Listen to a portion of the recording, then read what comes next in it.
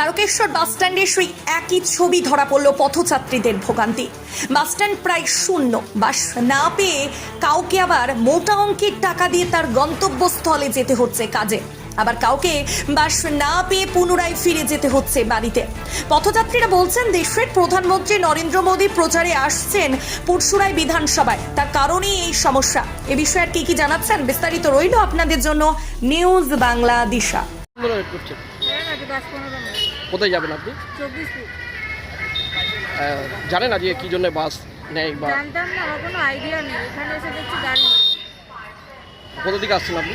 আমি আসছি তো হাওড়া থেকে। হাওড়া থেকে যাবেন আপনি? 24 ফুট মানে খানাকুলে। খানাকুল বালিপুরের পর। কি নাম আপনার? আমার নাম বৈশাখী দোলু।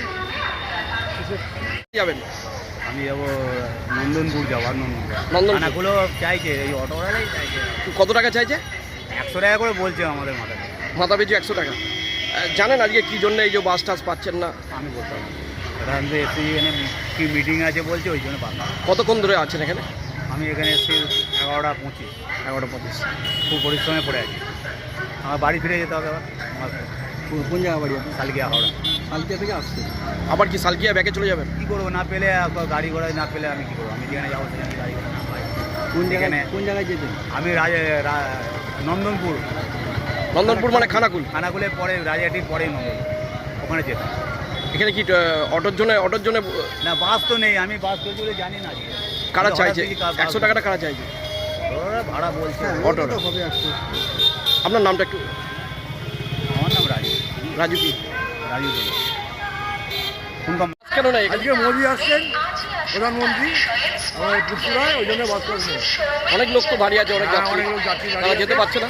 যাত্রীদের দুর্ভোগ হচ্ছে, হ্যাঁ, এটা স্বাভাবিক হবেই। কি আর করবো বলুন? অনেকক্ষণ ধরে তো যারা প্যাসেঞ্জার হ্যাঁ, অটো টোটে নিয়ে যাচ্ছে, সব পরিষেবা দিচ্ছে।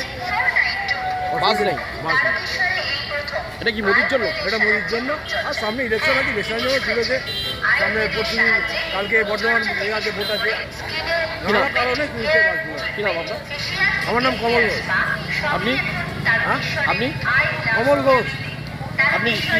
আমি অটো চালাই, তারকেশ্বর অটো চালাই।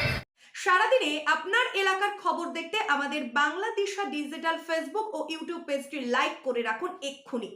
আপনারা দেখছেন আমার বাংলার নতুন দিশা, বাংলা দিশা।